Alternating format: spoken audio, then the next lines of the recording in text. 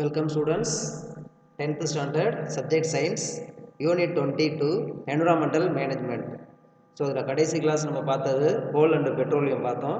So இப்போ பார்க்க போகிற டாபிக் நான் கன்வென்ஷனல் எனர்ஜி ரிசோர்ஸஸ், அதாவது மரபு சாரா மூலங்கள், அதாவது மாற்று ஆற்றல் மூலங்கள் அப்படின்னு சொல்லுவோம். மரபு சாரா மாற்று ஆற்றல் மூலங்கள் அப்படின்னு சொல்லுவோம்.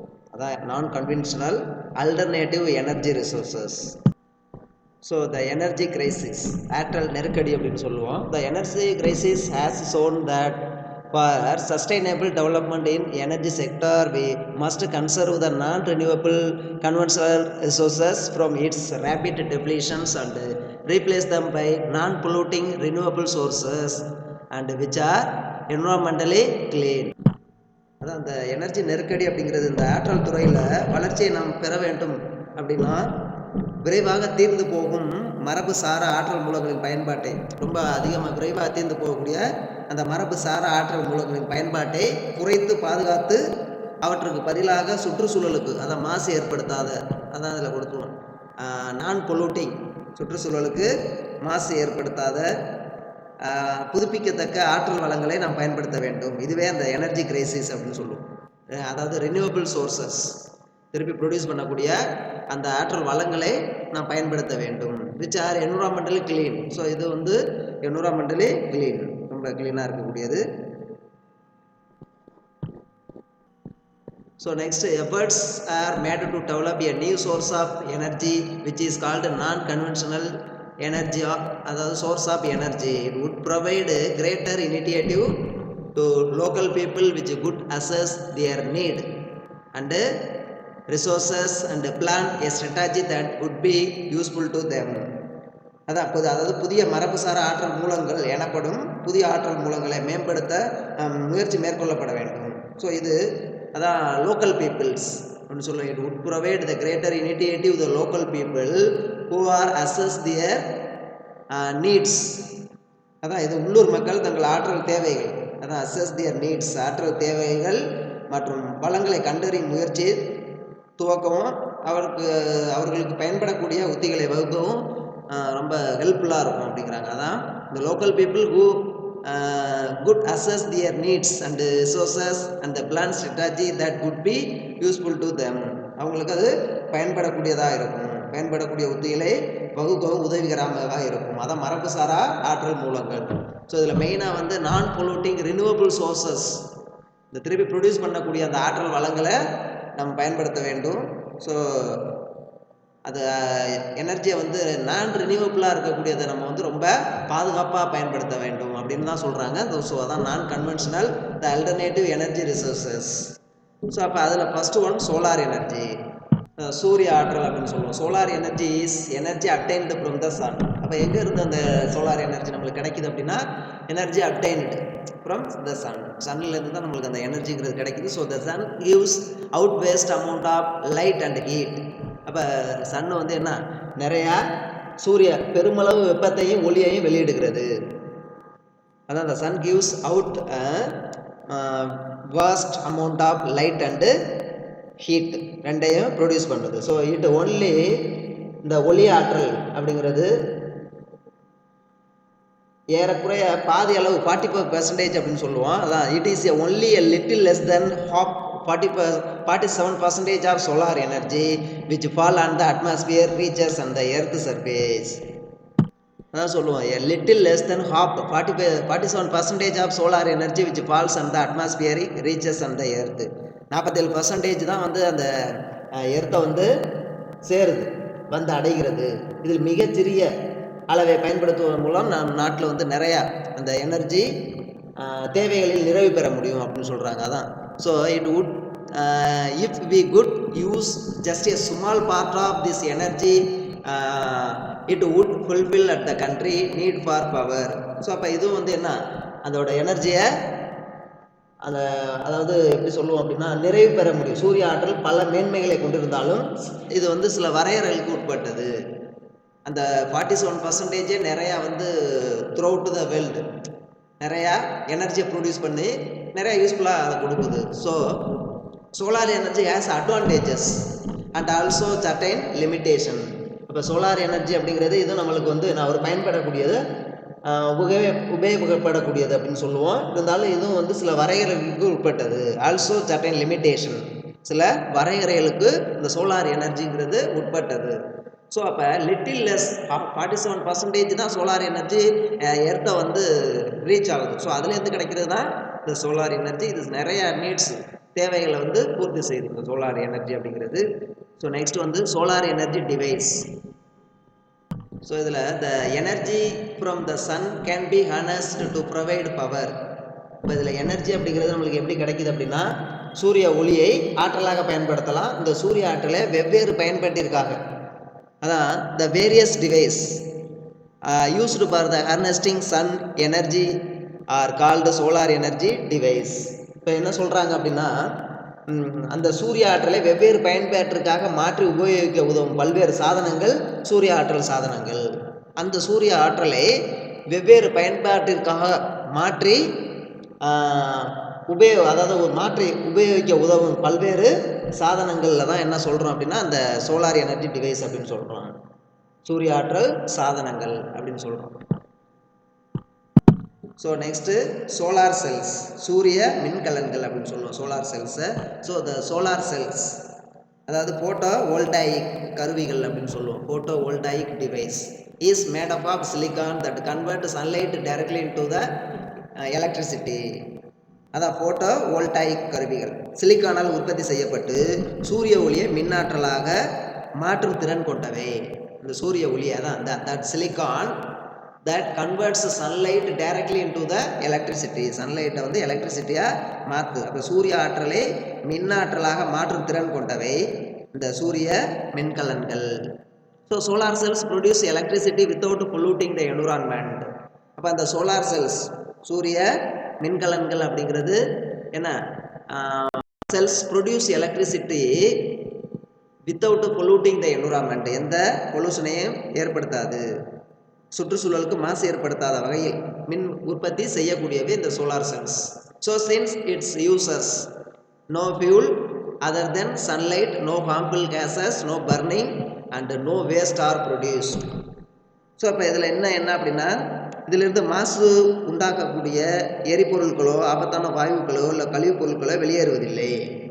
அதான் uses no fuels other than the sunlight and no harmful gases and no burning and no waste are produced. So எதுவுமே கழிவுப் பொருட்களை எதுவுமே வெளியேறுவதில்லை இதிலிருந்து. So this can be installed in remote and inaccessible areas, forest hilly regions where setting up a power plant is expensive. So அப்போ இவற்றினை யாரும் அணுக இயலாத அல்லது மிக தொலைதூர இடங்களில் பொருத்த முடியும்.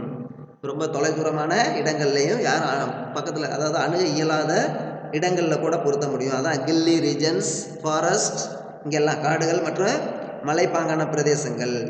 ஸோ இங்கெல்லாம் வேறு ஆற்றல் நிலையங்களே அதாவது நிறுவலாம். அதான் where setting of power plants is expensive. இருந்தாலும் இது வந்து என்ன, இதுக்கான பொருள் செலவு அப்படிங்கிறது ரொம்ப அதிகம். ஆற்றல் நிலையங்களை பெரும் பொருள் செலவில் மட்டுமே இதை அமைக்க முடியும் அப்படின்னு சொல்கிறாங்க. அதான் where setup of power plants is expensive, நிறையா எக்ஸ்பென்ஸ் ஆகும் பொருள் செலவு அப்படிங்கிறது இந்த சூரிய மின்கலனுக்கு. ஸோ அப்போ இதோட யூசஸ் என்ன, சூரிய மின்கலன்களோட அந்த பயன்பாடு தான் uses of solar cells. So it can be used for street lighting, traffic signals, water pumping, battery charging system etcetera. இப்போ எதுக்கெல்லாம் இது பயன்படுது அப்படின்னா, தெருவிளக்குகள், அதாவது போக்குவரத்து விளக்குகள், நீரேற்றம், மின்கலனில் மீண்டும் ஆற்றலை நிரப்பவும் பயன்படுத்தப்படுகிறது, battery charging system, water pumping, இது எல்லாத்துக்குமே மின்கலனில் ஆற்றலை நிரப்பவும் பயன்படுது, நீர் ஏற்றத்துக்கு பயன்படுது. அதுதான் போக்குவரத்து விளக்குகள், தெரு விளக்குகள், இதுக்கெல்லாம் பயன்படக்கூடியது இந்த சோலார் செல்ஸ். ஸோ நெக்ஸ்ட்டு இன்னும் எதுக்குலாம், it also used in artificial satellites and space probes. இன்னும் வந்து என்ன, செயற்கைக்கோள்கள் மற்றும் தொலைவெளி நுண்ணுணர்விகள் ஆகியவற்றில் பயன்படுத்தப்படுகிறது. செயற்கைக்கோள்கள் மற்றும் தொலைவெளி நுண்ணுணர்விகள் ஆகியவற்றில் பயன்படுத்தப்படுகிறது. அதான் it is used in the artificial satellites and space probes. தொலைவெளி நுண்ணுணர்விகள் அப்படின்னு சொல்லுவோம், space probes. So next it provides a radio and TV transmission to the remote areas. என்ன எதுக்குன்னா தொலைதூர பகுதிகளில் ரேடியோ மற்றும் தொலைக்காட்சி ஒளிபரப்பிக்கு பயன்படுகிறது இந்த சோலார் செல்ஸ். அதான் சூரிய மின்கலன்கள் அதோட பயன்பாடு அப்படிங்கிறது. It provides radio and TV transmission to remote areas. தொலைதூர பகுதிகளில் ரேடியோ அண்ட் டெலிவிஷன் இந்த தொலைக்காட்சி ஒளிபரப்பிற்கு பயன்படுத்தப்படுகிறது. இன்னும் வந்து it also used in the calculators, electronic toys and watches. இன்னும் எதுக்கெல்லாம் யூஸ் பண்ணுறாங்கன்னா கால்குலேட்டர்ஸ், அதாவது மின்னணு விளையாட்டு பொருட்கள், அதான் எலக்ட்ரானிக் டாய்ஸ் அப்படின்னு சொல்லுவோம், மின்னணு விளையாட்டு பொருட்கள். அடுத்து கை கடிகாரங்களில் அதான் வாட்சஸ், இதில் எல்லாம் இந்த சோலார் செல்ஸ் பயன்படுத்தப்படுகிறது. அதான் uses of solar cells. So next வந்து சோலார் பேனல், சூரிய மின்கலன் அடுக்குகள் அப்படின்னு சொல்லுவோம். இந்த சோலார் பேனலில் சூரிய மின்கலன் அடுக்குகள். இந்த arrangement of many solar cells side by side connected to each other is called solar panel. அதான் arrangement of many solar cells side by side connected to each other is called solar panel. The capacity to provide electric current is much increased in the solar panel. அதான் சூரிய மின்கலன்களை தொடர் அடுக்காக அமைப்பதன் மூலம் சூரிய மின்கலன் அடுக்குகள் அமைக்கப்படுகிறது.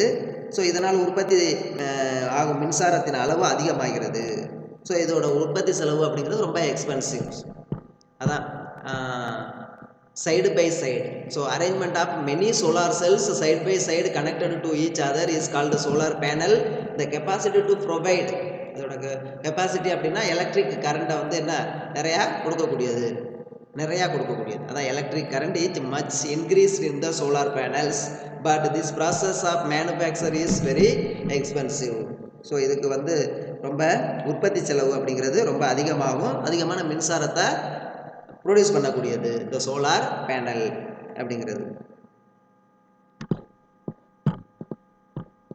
இதான் சொல்லுவோம் சூரிய மின்கலன் அடுக்குகள் அப்படின்னு. ஸோ எக்ஸ்பென்சிவ் தான், நிறையா ப்ரொடியூஸ் பண்ணக்கூடியது. அடுத்து சோலார் குக்கர், சூரிய சமையற்கலன் அப்படின்னு சொல்லுவோம். Solar cookers it consists of an insulated metal box.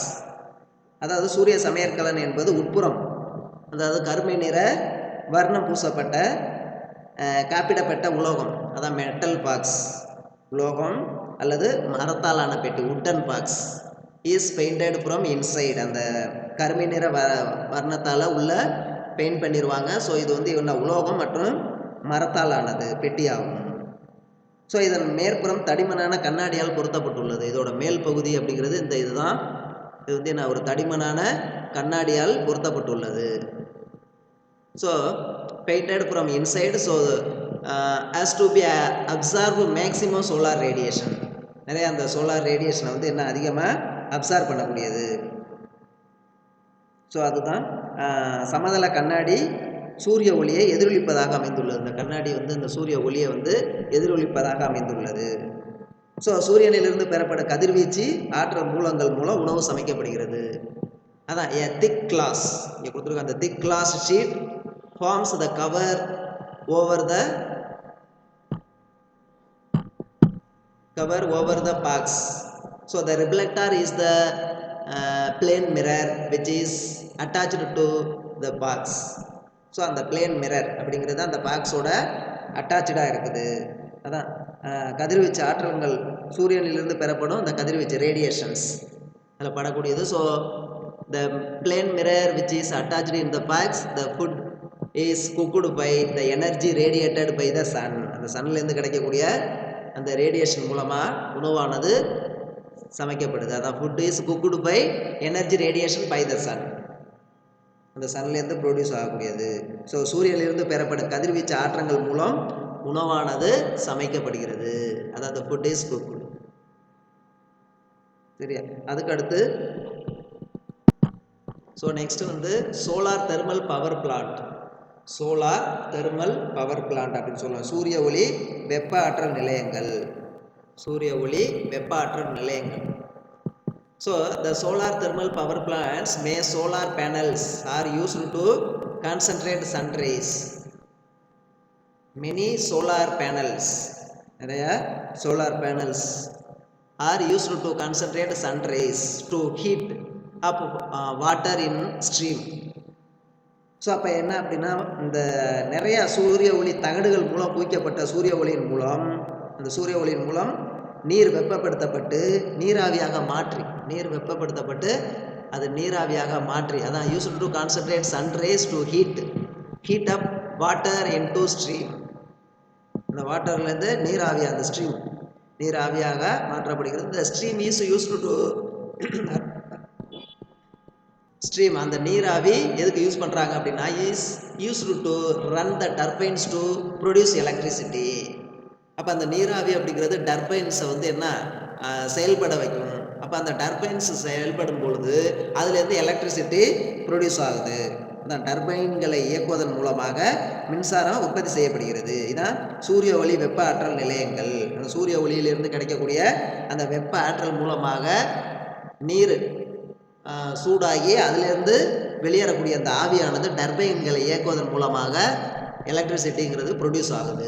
A capacity of 100 litres solar heater, 100 litre solar ஹீட்டரில் can save up to 1500 units of electricity per year.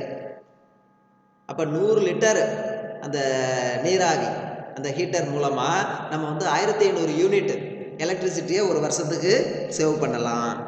So இதுதான் இந்த சோலார் தெர்மல் பவர் பிளான்ட். நீராவி மூலம் டர்பைன்களை இயக்கி அதன் மூலமாக எலக்ட்ரிசிட்டியை produce பண்ணுறது, அதான் solar thermal power plant. So next advantage of solar energy, சூரிய ஆற்றலின் நன்மை, அதான் அட்வான்டேஜ் அப்படின்னு சொல்லுவோம். So it is available in abundance in our country and is free of cost. So இது என்ன, பெருமளவில் ஃப்ரீ ஆஃப் காஸ்ட், விலை இல்லாமல் கிடைக்கக்கூடியது. அதான் it is available in abundant in our country and is free of cost, பெருமளவில் விலை இல்லாமல் கிடைக்கக்கூடியது. So it is a renewable source of energy, இது வந்து renewable source of energy. So நம்ம வந்து என்ன எப்போ வேணாலும் அதை ப்ரொடியூஸ் பண்ணிக்கலாம். இது ஒரு புதுப்பிக்கத்தக்க ஆற்றல் மூலங்கள் அப்படின்னு சொல்லுவோம். So next it can be used for generating electricity or heat. So இது வெப்பமூட்டியாகவும் மின்னாற்றலை உற்பத்தி செய்யவும் பயன்படுகிறது. இது வந்து என்ன, வெப்பமூட்டக்கூடியது, மின்னாற்றலை உற்பத்தி செய்யக்கூடியது. அதான் நம்ம இந்த சோலார் தெர்மல் பவரில் பார்த்தோம்ல, வாட்டரை ஹீட்டு வெப்பமூட்டக்கூடியது. ஸோ அந்த ஸ்ட்ரீம் மூலமாக டர்பைன்களை இயக்கி நம்ம என்ன ப்ரொடியூஸ் பண்ணலாம், எலக்ட்ரிசிட்டியை ப்ரொடியூஸ் பண்ணலாம். ஸோ அதான் it can be generating electricity or heat, அதில் எலக்ட்ரிசிட்டியை ப்ரொடியூஸ் பண்ணலாம், ஹீட் பண்ணலாம்.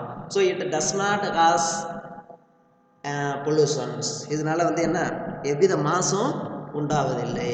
ஸோ அதான் அந்த சோலார் எனர்ஜியோட நன்மைகள், அதாவது சூரிய ஆற்றலின் நன்மைகள் அப்படின்னு சொல்லுவோம். அதான் சோலார் எனர்ஜி அதோட நன்மைகள். அடுத்து வந்து பயோகேஸ், உயிரி வாயு அப்படின்னு சொல்லுவோம். Biogas is the mixture of methane.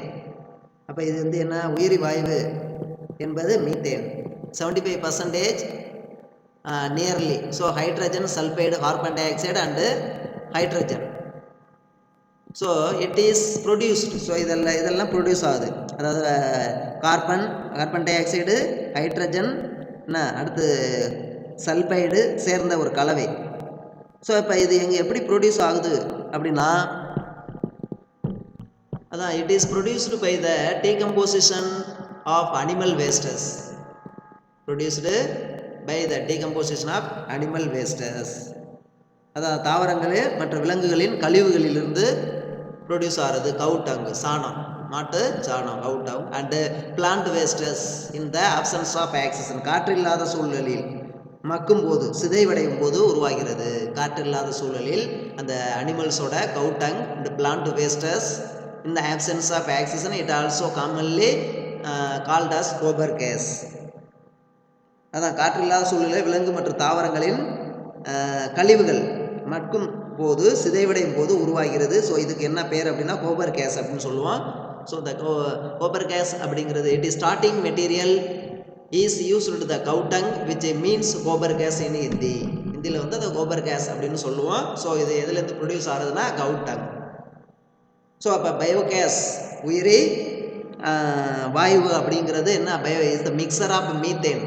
So அப்போ அதில் எவ்வளோ இருக்குன்னா nearly 75% methane. So hydrogen, sulphide, carbon dioxide and அதான் ஹைட்ரஜன் இது எல்லாம் அதில் இருக்குது அந்த பயோகேஸில், உயிரி வாயுவில். ஸோ அப்போ இதெல்லாம் எங்கேருந்து எப்படி ப்ரொடியூஸ் ஆகுது அப்படின்னா it is produced by the decomposition of animal waste and plant waste. அப்போ animal waste means cow dung, plant wastes இதெல்லாம் காற்றில்லாத சூழ்நிலை, அதாவது ஆப்சன்ஸ் ஆஃப் ஆக்சிஜன், காற்றில்லாத சூழ்நிலையில் டீகம்போசிஷன் ஆகும். ஸோ அதுலேருந்து ப்ரொடியூஸ் ஆகிறது தான் இந்த கோபர் கேஸ். ஸோ அப்போ அதோட யூசஸ் என்ன, யூசஸ் ஆஃப் இந்த பயோகேஸ் உயிரி வாயு அப்படின்னா it is used for as fuel for cooking. அப்போ இது எதுக்கெல்லாம் யூஸ் பண்ணுறாங்கன்னா சமையலுக்கான எரிபொருளாக பயன்படுத்தப்படுகிறது. ஸோ அதுக்கடுத்து it is used to run Motors and pump sets.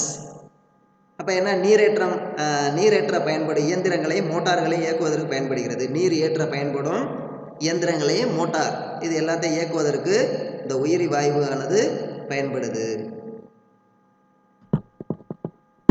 So அதுக்கடுத்து it is used to generate electricity, மின்சாரத்தை உற்பத்தி செய்யவும் இது பயன்படுது. So next one advantage of biogas. So இப்போ இதோட அட்வான்டேஜ் அப்படின்னா இது வந்து என்ன, இது அதாவது burning burns without smoke, therefore cause less pollution. இது எரியும் பொழுது அதிகமான புகையை வெளியிடுவதில்லை, burn. So without smoke, therefore cause less pollutions. So next one, an excellent way to get rid of organic wastes like bio waste and sewage material. இப்போ இதில் எப்படியெல்லாம் இதை produce பண்ணலாம் அப்படின்னா உயிரிய கழிவுகள் மற்றும் கழிவுப் பொருட்கள் போன்ற கரிம பொருட்களை சிதைவடைய செய்வதற்கு மிகச்சிறந்த வழி உயிரிய கழிவுகள் கழிவுப் பொருட்களை சிதைவடைய செய்கிறது. அதான் excellent way to get rid of organic waste like bio waste and sewage material.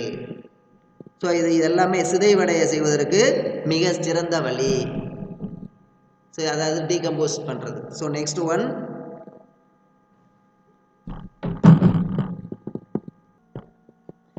அடுத்து வந்து third, left over slurry is a good manner rich in nitrogen and phosphorus. அதான் இந்த சிலியூரினா படிகம் கழிவுகளில் வந்து இந்த பாஸ்பரஸ் மற்றும் நைட்ரஜன் அளவு மிகுந்திருப்பதால் அதனை சிறந்த உரமாக பயன்படுத்தலாம். அதான் left over slurry is a good manure. அதான் உரம் அந்த படிந்திருக்கக்கூடியதில் என்னென்னலாம் ரிச் மேனராக இருக்குன்னா நைட்ரஜன் அண்ட் பாஸ்பரஸ் இது சிறந்த உரமாக பயன்படுத்தலாம். So next it is safe and convenient to use. இது வந்து என்ன பயன்படுத்த பாதுகாப்பானது வசதியானதாகும் அப்படின்னு சொல்லுவோம். ஸோ நெக்ஸ்ட் ஒன், இது வந்து அடுத்து it can reduce the amount of green house gas emitted. அதான் இது பசுமை இல்ல வாயுக்கள், கிரீன் ஹவுஸ் கேஸ் அப்படின்னு சொல்லுவோம். பசுமை இல்ல வாயுக்கள் வெளியேற அளவை பெருமளவில் குறைக்கிறது. It can reduce the amount of green house gas emitted. பசுமை இல்ல வாயு வெளியேற அளவை பெருமளவில் குறைக்கிறது. Okay, thank you students. Next topic அடுத்த கிளாஸில் பார்ப்போம்.